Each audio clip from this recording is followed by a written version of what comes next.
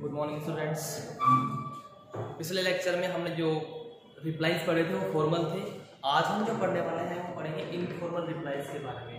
Informal यानी जिसमें आपको ज़्यादा फॉर्मेलिटीज़ का ध्यान नहीं रखना होता है, आप सिर्फ इनफॉर्मली उसे लेके चलते हैं। यानी कि आप अपने रिलेटिव्स को लिख रहे हैं, रिश्तेदार नातेदार को लिख रहे हैं, ठीक है। तो ध्यान दीजिए,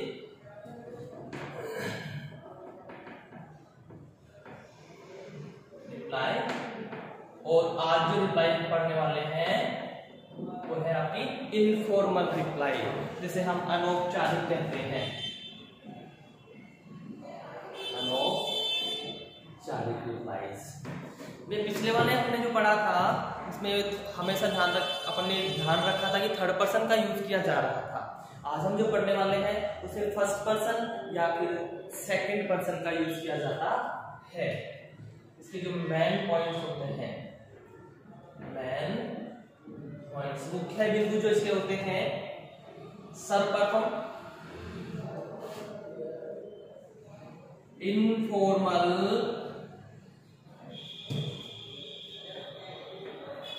रिप्लाईज को फर्स्ट पर्सन यानी कि आई वी तथा सेकेंड पर्सन यू का यूज करके लिखा जाता है। इसके बाद में सबसे ऊपर जो आप लिखेंगे, सबसे ऊपर आएगा सेंडर्स एड्रेस। सेंडर्स एड्रेस यानी कि भेजने वाले का पता। भेजने वाले का पता सबसे ऊपर आता है, सबसे पहले लिखा जाता है। उसके बाद में जो तीसरी चीज होती है, भेजने वाले का पता लिख दिया आपने, उसके बाद में आप लिखेंगे डेट। भेजने वाले के पते के बाद में आपको लिखेंगे डेट। जिस दिन आप लिख रहे हैं वो वाली डेट यहाँ पे लिखी जानी होती है। फिर फोर्थ नंबर पे आप जो लिखेंगे वो होता है आपका सैल्यूटेशन, जिसे आप संबोधन कहते हैं। सैल्यूटेशन यानी कि संबोधन। संबोधन में जैसे आप लोग कहते हैं डियर मदर फादर, या फिर जैसे कोई फ्रेंड है डियर फ्रेंड, तो या फिर नाम है डियर आलोक, डियर रोज, डियर मुकेश, कुछ भी आप जैसे लिखते हैं वो संबोधन में आ जाता है। जैसे यहाँ पे आप डियर प्लस जैसे आप भी और किसी रिलेटिव के लिए लिखते हैं तो जैसे फादर या मदर, या फिर जैसे डियर के साथ में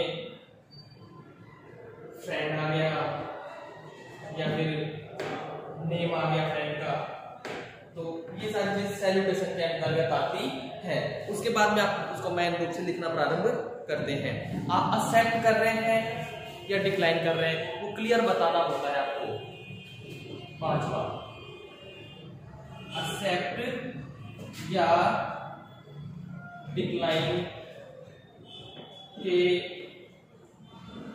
बारे में स्पष्ट बताया जाता है। और अगर आप जैसे किसी ऑफिशियल का स्वीकार कर रहे हैं, ये तो हो गया। और अगर आप जैसे क्या कर रहे हैं, अस्वीकार करने पर कारण बताएं। अस्वीकार करने पर कारण बताएं, ये चीजें ध्यान रखनी होती हैं। और जो अंतिम चीज होती है, जैसे आप किसी ऑफिशियल का स्वीकार कर रहे हैं, ठीक है, ऑफिशियल स्वीकार्य हो तो विद प्लेजर या फिर विद ऑनर वर्ड्स का यूज करें। भाई अगर आप ऑफिशियल में किसी को स्वीकार कर रहे हैं तो आप क्या करेंगे, या विद प्लीजर लिखेंगे या विद ऑनर लिखेंगे, ये वर्ड्स आपको लगाना आवश्यक होता है। ये आपके लिए होता है फॉर्मेट। ये जो फॉर्मेट ये आपको बताया है मेन पॉइंट मैंने, वो है आपके इनफॉर्मल रिप्लाईज के। तो ये आपको विशेष रूप से ध्यान रखने पड़ेंगे लिखने के लिए। इसके बाद फॉर्मेट समझा देते हैं आपको।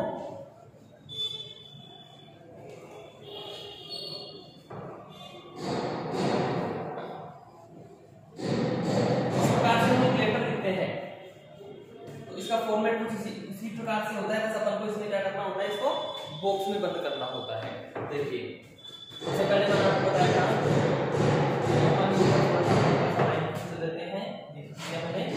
सबसे पहले मैंने आपको बताया था सेंडर्स एड्रेस। सबसे पहले भेजने वाले का पता लिखते हैं हम, उसके बाद में डेट हो जाता है, उसके बाद में आपका सैल्यूटेशन हो जाता है। ये आपका सैल्यूटेशन हो गया। आपने सबसे पहले लिखा सेंडर सेंडर फिर डेट लिख दिया आपने, उसके बाद में सैल्यूटेशन लिख दिया। सैल्यूटेशन लिखने के बाद में आप यहाँ से स्टार्ट करेंगे। थैंक्स नो, थैंक्स है note for your kind invitation on. उसके बाद में जो भी इवेंट है वो यहाँ पे आप इवेंट लिख देंगे, जिस इवेंट के लिए आपको इनवाइट किया जा रहा है। ठीक है, ऑन में यहाँ पे आ जाएगा कि एट में आ जाएगा यहाँ पे आपका टाइमिंग। एक और ऐड रहेगा, इस ऐड में आएगी आपकी प्लेस या वेन्यू, जैसे वेन्यू या प्लेस चीजें आपकी होती हैं।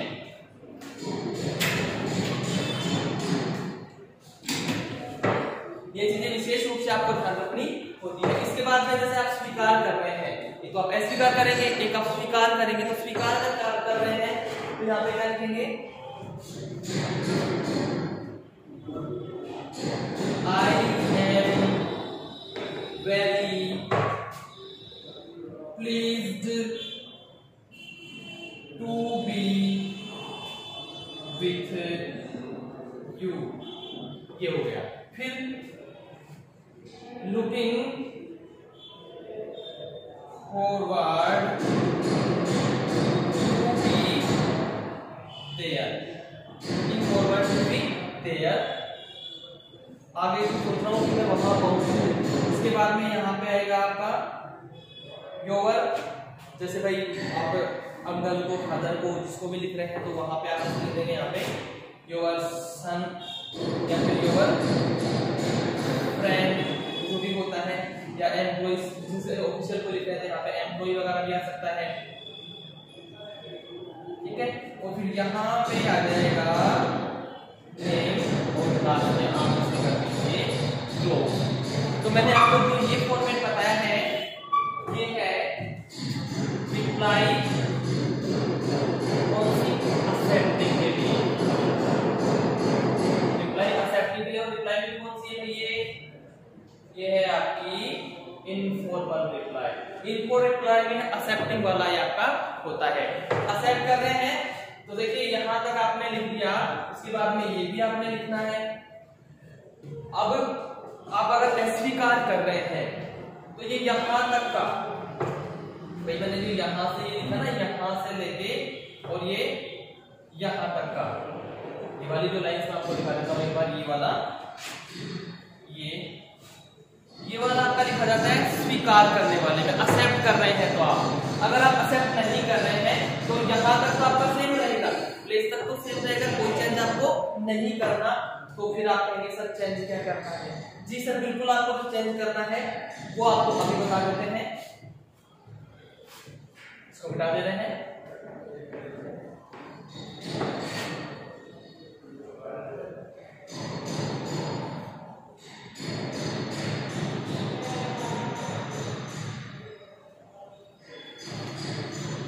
आगे कैसे लिखेंगे? बट आई एम, तो यहां से जो एक्सेप्टिंग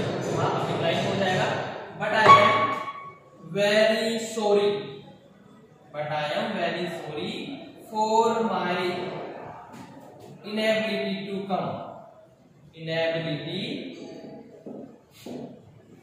टू एक्सेप्ट, या फिर आप लिख सकते हैं कम, ठीक है।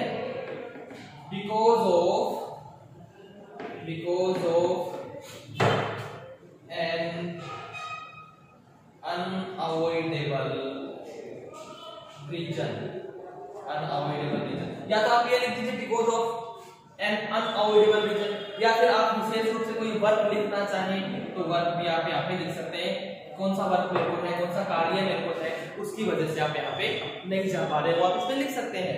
बाकी नीचे का आपका सेम रहेगा। तो ध्यान दीजिए यहाँ पे मैंने डिक्लाइनिंग में जो किया है, डिक्लाइनिंग सिर्फ कितना सा चेंज किया है, तो यहाँ तक मैंने सेम रखा है, ये वाला मैंने पार्ट चेंज किया है आपके लिए।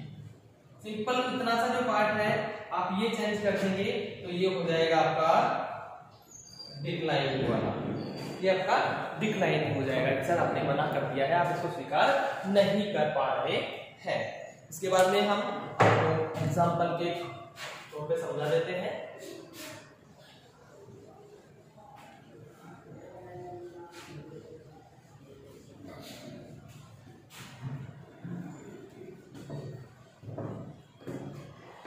चलिए हम यहाँ पे क्वेश्चन लिखते हैं।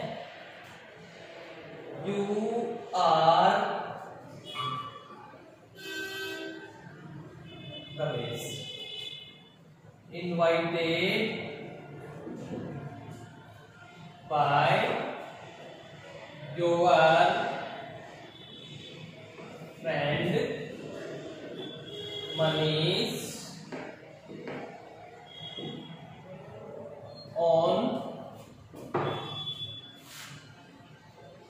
occasion of his birthday party on 25th November 2020 at 6 p.m. at his residence. Write an informal reply to accept and decline। आप स्वीकार अस्वीकार दोनों के लिए मैं एक साथ ही क्वेश्चन ले रहा हूँ, ठीक है। तो आप इसे लिखेंगे इस प्रकार से, नीचे ऊपर वाली रेफरेंस डाउन आ जाते हैं। अब यहाँ सबसे पहले सेंडर्स एड्रेस, जिससे वाले का मतलब नहीं है तो अपन को अपनी तरफ से लिखना है। जैसे मैं यहाँ पे लिख देता हूँ 11/2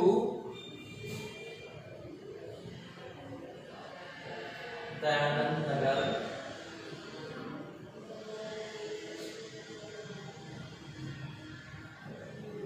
झालाना डोंगरी, जयपुर।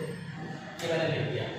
अब मैं डेट डालता हूँ तो नवंबर, इससे भाई 25 का आपके पास पहले आएगा, तो आप पहले जवाब दे दो तो आ रहे नहीं आ रहे। मैंने यहाँ पे मान लीजिए 23 कर दिया, नवंबर 23 2020। अब ये आपका फ्रेंड है तो आप यहाँ पे लिख दीजिए डियर मनीष, या फिर डियर फ्रेंड मनीष भी आप लिख सकते, कोई दिक्कत वाली बात नहीं है। अब यहाँ से आप मेल स्टार्ट करते हैं। Thanks a lot for your invitation, kind invitation लिख दीजिए। जरा बुला रहा है, खाओगे जाओगे वहां पे, kind invitation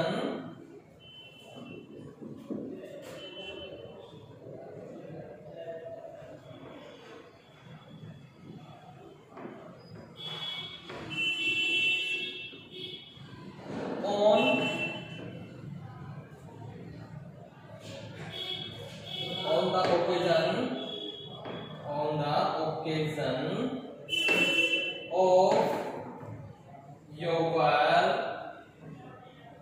लाइन लिख लेते हैं, बर्थडे पार्टी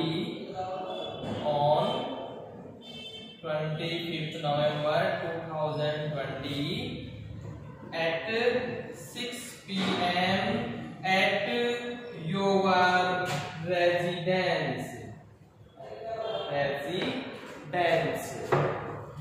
अब यहाँ पे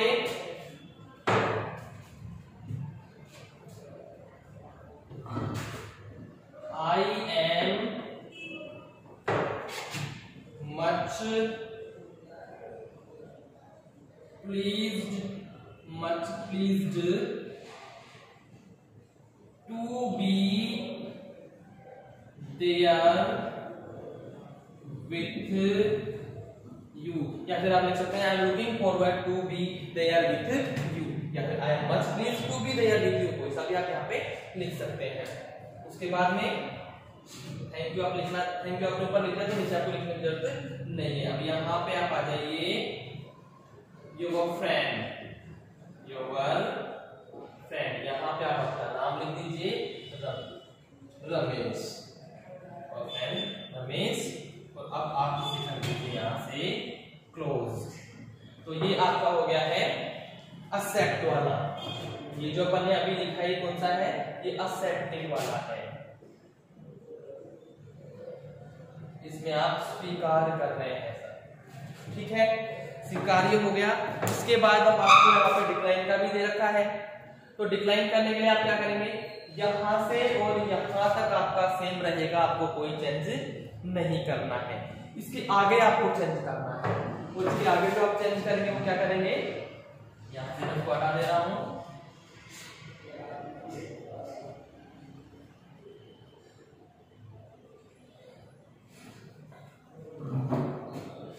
but I am sorry for my inability to attend या come या accept because of my NET exam on 25th November 2020. My best wishes to you. My best wishes to ये आपको जरूर करना है, क्योंकि आप स्वीकार नहीं कर रहे हैं, मना कर रहे हैं। बेचारे ने आपको इनवाइट किया है, कॉल किया होगा तो भी पैसे लगे, कार्ड दिया होगा तो भी पैसे लगे, तो आप नहीं जा रहे तो भी कम से कम उसे अपनी दुआएं तो दीजिए कि मेरी तरफ से आपको बहुत सारी दुआएं। ये हो गया। इसके बाद में आप ये लिखेंगे योर फ्रेंड, और यहाँ पे आ जाएगा आपका नाम राकेश। तो ये हो गया आपका इनफॉर्मल रिप्लाई। तो इस प्रकार से स्टूडेंट्स, अपन ने पिछले लेक्चर में जो पढ़ा था वो पढ़ा था फॉर्मल रिप्लाईज के बारे में, आज हमने पढ़ा इनफॉर्मल रिप्लाईज के बारे में। आज के लिए इतना काफी है, अगले लेक्चर में और दूसरा टॉपिक पढ़ेंगे। धन्यवाद। अगर आपको इसमें किसी प्रकार की कोई प्रॉब्लम आती है तो आप अपना समाधान कमेंट बॉक्स में अपनी प्रॉब्लम को डाल के वहाँ से समाधान पा सकते हैं। Thank you.